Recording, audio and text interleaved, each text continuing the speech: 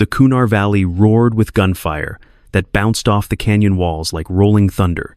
12 soldiers from the 75th Ranger Regiment were pinned down in a shallow wadi, their helmets pressed into the dirt as bullets snapped overhead. The sound of a PKM machine gun tore through the smoke, and every burst sent rocks splintering around them.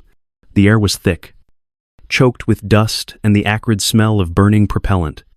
A voice cracked over the radio, panicked and ragged, calling out that Viper 111 was in contact and taking fire from multiple positions. Static swallowed the rest of the words. No one could tell where the rounds were coming from anymore. The echoes made it sound like the whole valley had turned against them. Every few seconds, a rifle cracked too close, and someone yelled to adjust fire. The team leader tried to coordinate, shouting into the radio for immediate air support.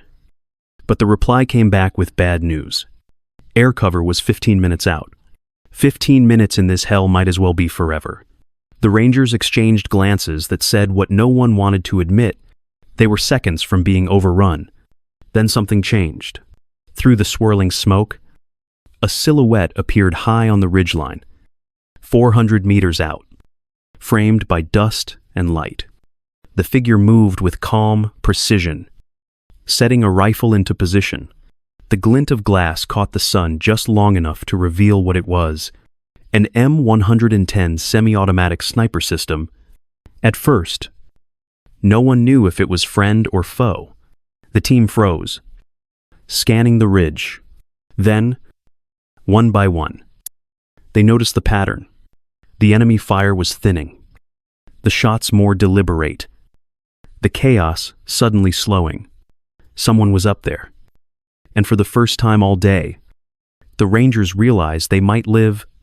Sergeant First Class Nora Callen moved along the ridge with the patience of someone who had spent years reading mountains instead of maps. She stood 5'7", lean and hardened by the Afghan sun, her face streaked with dust that had long since blended with sweat.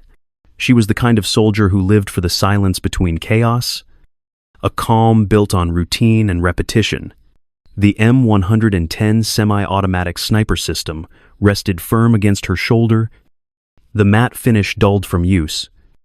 Each step she took was deliberate, steady, her eyes scanning the canyon below for movement. Through her loopholed optic, the valley opened up in layers of smoke and fire. Somewhere beneath that haze, 12 Rangers were running out of time. Her official role was Designated Marksman, not Sniper. It was a distinction that mattered to paperwork, but not to survival. Her M110 was chambered in 7.62 bore 61mm NATO, equipped with a precision scope and a Kestrel wind meter clipped to her vest. Every adjustment, every breath, was a calculation. She had been attached to a reconnaissance platoon at Forward Operating Base Keating, tasked with providing overwatch and accurate fire support during patrols. But 3 days ago, Staff Sergeant Mark Greer, her platoon sergeant, had benched her after she questioned his route plan through a valley with no cover. He told her to stay on base and let the men handle the real work. She said nothing, but the sting of that dismissal lingered. When the call from Viper 111 came through, she didn't ask for permission. She loaded 5 full magazines, checked her zero, and packed her gear. She knew the terrain, knew the risk, and knew that hesitation would cost lives. Her decision to leave wasn't rebellion. It was duty stripped of bureaucracy. People were dying, and she couldn't sit behind the wire while that happened. As she climbed higher into the smoke, she let the noise of battle fade into focus. Her heartbeat slowed, her breathing steadied. Whatever came next, she was exactly where she needed to be. The sky over Montana always felt bigger than anywhere else. It stretched forever. A blue so wide, it made the land look endless. Out near Billings, on a cattle ranch that smelled of hay and dry dirt, a little girl learned to work before she learned to dream. Nora Callen grew up with her hands blistered from fence wire and her knees scraped from chasing strays across the pasture. Her parents were gone by the time she was 6, taken by a car crash on an icy road, and her world became small and quiet after that. Her grandfather, Samuel Callen, stepped in to raise her, a man carved from stillness and patience. He had been a Marine Scout sniper in Vietnam. Though he almost never talked about it, his silence wasn't bitterness. It was the weight of remembering things no one should have to explain. Samuel taught Nora about rifles the same way he taught her about life. Without many words, he showed her how to breathe before pulling the trigger, how to respect what a bullet could do, and how to wait. The lessons were simple but constant. She learned to clean a rifle until it gleamed, and to feel the difference between calm and hurry.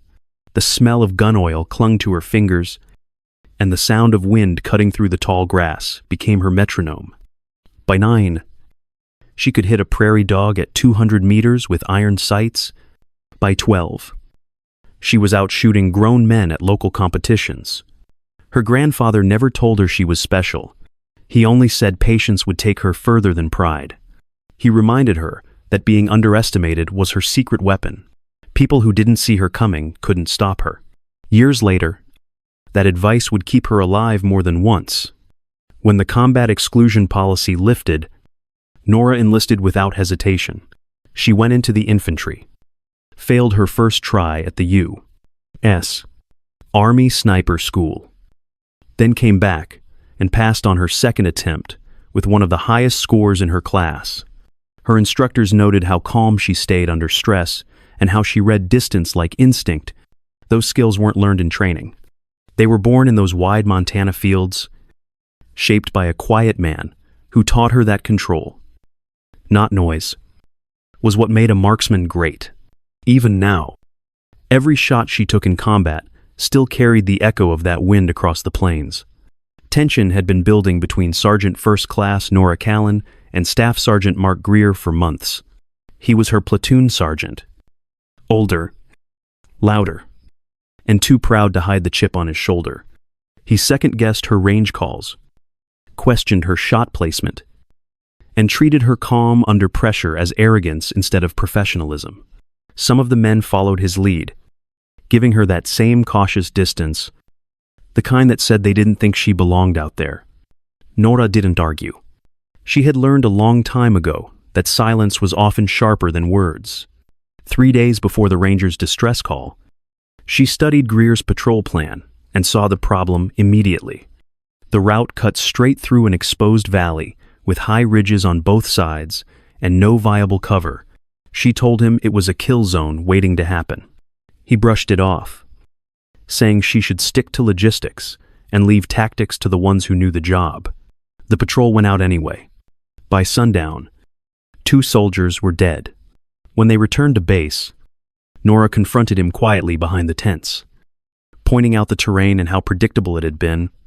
Greer's voice dropped cold as steel when he told her to watch her tone and stay in her lane. That night, during the mission brief for their next patrol, she couldn't stay silent. She warned again that his new route funneled the platoon through another ambush zone. He snapped, this time in front of the squad leaders, mocking her for thinking she could outplan him. Then, with a smirk that said more than words ever could, he told her maybe she should go back to doing whatever women did before pretending they could fight. The room fell into a silence that burned. No one looked at her. No one spoke. The next morning, Greer pulled her from the mission roster and reassigned her to base security for 72 hours. She didn't protest. She spent those days cleaning her M110, wiping the dust from every groove until it gleamed. The wind carried sand across the wire, and she watched it move like time itself. She wasn't angry anymore, just focused, waiting. She didn't need to prove anything to anyone. She already knew who she was. The base was quiet, except for the hum of generators and the distant crack of gunfire echoing through the valley. Sergeant First Class Nora Callen sat on the edge of her bunk, sliding a magazine into her M110 semi-automatic sniper system and locking it into place with a steady click. She loaded 5 20-round magazines with M118 LR7. 60 por Hennet 51mm NATO rounds, counting each one out of habit. Feeling their weight settle into her vest, she checked her zero one last time, adjusted her optic, and confirmed her dope chart. Her gear was stripped to the essentials: a rangefinder, a kestrel wind meter, a small medical kit, 2 liters of water, and a radio tuned to receive only. Every movement was quiet, deliberate, and controlled. She wasn't rushing. She didn't have to. She already knew what she was going to do. Stepping out into the cold Afghan night, she started toward the outer gate. The air was thin up here, the kind that burned the lungs if you breathed too fast. She adjusted her pack, lowered her profile, and began climbing toward the ridge. Loose gravel crunched under her boots, the sound lost in the wind. Every few minutes, she'd stop, drop to a knee, and check her bearings against the ridgeline. The smell of cordite drifted down from the fight ahead. Somewhere in the dark, men were still alive, still waiting for help that wasn't coming. As she moved higher, she used the terrain the way she'd been trained. She stayed in the shadows, cutting through dry creek beds and folds of rock that hid her silhouette. When the wind shifted, she tossed a pinch of dust from her glove, watching how it swirled before settling. Her breathing stayed even, her pulse steady. The radio hissed faintly with fragments of voices. Viper 111 was still in contact, still pinned. She kept moving until she crested a ridge that overlooked the valley. From there, she could see them, 12 figures, huddled in a shallow wadi. Muzzle flashes lighting up the smoke. She dropped prone and steadied the M110 against a slab of rock. Her first target was on a rooftop 220 meters out, firing controlled bursts from an AK-47. She adjusted half a mil right for wind, exhaled, and pressed the trigger. The man fell backward out of sight. She shifted to the next threat. A PKM gunner hammering rounds into the Ranger's position at 310 meters. She waited for the wind to settle, then squeezed again. The machine gun went quiet. The change was instant. The Rangers hesitated. Then someone over the radio called out, trying to locate whoever was helping them. Nora ignored it. She kept scanning, tracking movement through smoke and dust. Each adjustment came without thought. Every correction automatic. Her third shot took another fighter in the tree line. Her fourth forced the rest to scatter. The rhythm of her breathing never changed. Below her, the Rangers began to move again, bounding back toward better cover. The chaos was breaking, the tide turning. Nora reloaded smoothly, eyes never leaving her scope. She was invisible up there, a ghost with purpose. Every pull of the trigger, every calculated breath, was another second bought for men she didn't even know. She wasn't looking for credit. She was doing her job, and as the valley began to quiet, her hands never shook. The firefight had thinned, but the valley was still alive with scattered gunfire. Smoke drifted through the ridgeline like fog after a storm, and the air stung with the metallic taste of spent rounds. Sergeant First Class Nora Callen wiped the grit from her cheek and scanned through her scope. Most of the enemy had broken contact, but movement caught her eye in the northwest tree line. A man crouched low, dragging an RPG-7 across the dirt, shifting to flank the withdrawing Rangers. The rangefinder blinked 460 meters. It was a long shot, near the edge of what her M110 could deliver, but not beyond her reach.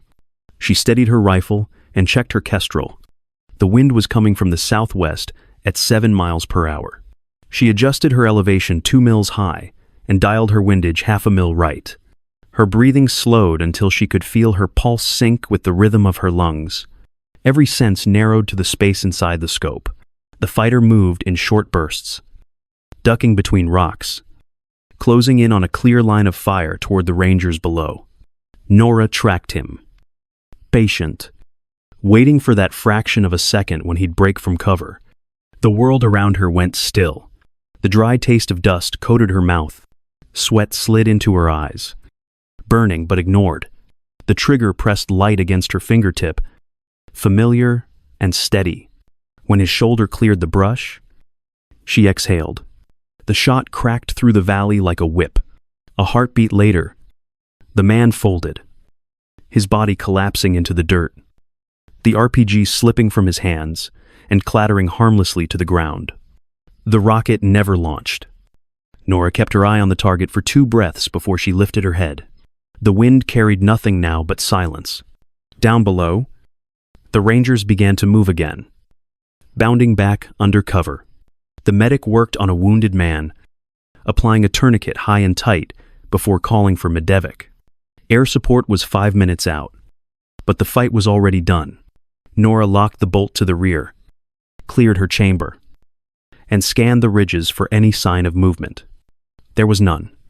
She sat up slowly, feeling the weight of the moment settle on her shoulders.